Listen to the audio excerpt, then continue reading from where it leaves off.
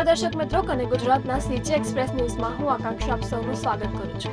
નજર કરીએ દેશ, દુનિયા અને રાજ્યની તમામ ખબરો. સતત વાદળછાયા વાતાવરણ વચ્ચે upper air cyclonic circulation system active થતા આગામી 3 દિવસ સામાન્યથી મધ્યમ વરસાદની આગાહી છે. તેમજ ઉત્તર અને દક્ષિણ ગુજરાતમાં છૂટોછવાયો વરસાદ પડી શકે છે. ગઈકાલે ગુજરાતમાં કોરોનાના નવા 167 કેસ નોંધાયા. રાજ્યમાં કોરોનાના કુલ 615 કેસ નોંધાયા, જેમાંથી 600 દર્દીઓ હોમ આઇસોલેશનમાં છે, તો 15 દર્દી હોસ્પિટલમાં સારવાર હેઠળ દાખલ છે.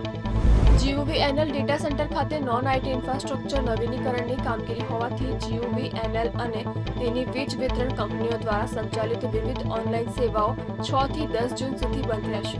તુર્કીએ પાકિસ્તાનને મદદ કરતા અદાણીએ કોન્ટ્રાક્ટ રદ કર્યો હતો. આ મામલે સુનાવણી કરતા હાઈકોર્ટે સેલેબીને વચગાળાની રાહત આપવાનો ઇનકાર કર્યો છે, જ્યારે અદાણીને જવાબ રજૂ કરવા નોટિસ આપી છે. અમદાવાદ યુએન મહેતા હોસ્પિટલની ટીમે રાજકોટ સિવિલની મુલાકાત લીધી અને કેથલેબ સહિત કાર્ડિયાક વિભાગનું બારીકાઈથી નિરીક્ષણ કર્યું, જેથી રાજકોટ સિવિલની કેથલેબ ફરીથી કાર્યરત થવાની સંભાવના છે.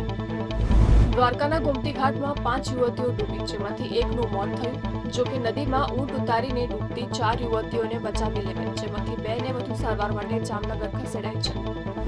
સુરતના ઉધનાના આશાનગરમાં છોકરીઓની છેડતીના આરોપસર યુવકને ઢોર માર મરાયો. યુવકને રોડ પર ઢસડીને લાતો માર્યાનો વિડીયો વાયરલ થતા વિડીયોના આધારે પોલીસે તપાસ શરૂ કરી છે. રશિયાએ યુક્રેન પર ડ્રોનનો વરસાદ કર્યો અને બેલિસ્ટિક મિસાઇલોથી વિનાશ વેર્યો છે. રશિયન હુમલામાં યુક્રેનના 5 લોકો મૃત્યુ પામ્યા છે. ખાર્કિવમાં 4 બાળક ઘાયલ થયા છે અને ડઝનબંધ લોકો ઘાયલ થયા છે. બેંગલુરુમાં થયેલ દુર્ઘટના પર ગૌતમ ગંભીરે નિવેદન આપતા જણાવ્યું હતું કે લોકોનું જીવન સૌથી જરૂરી છે.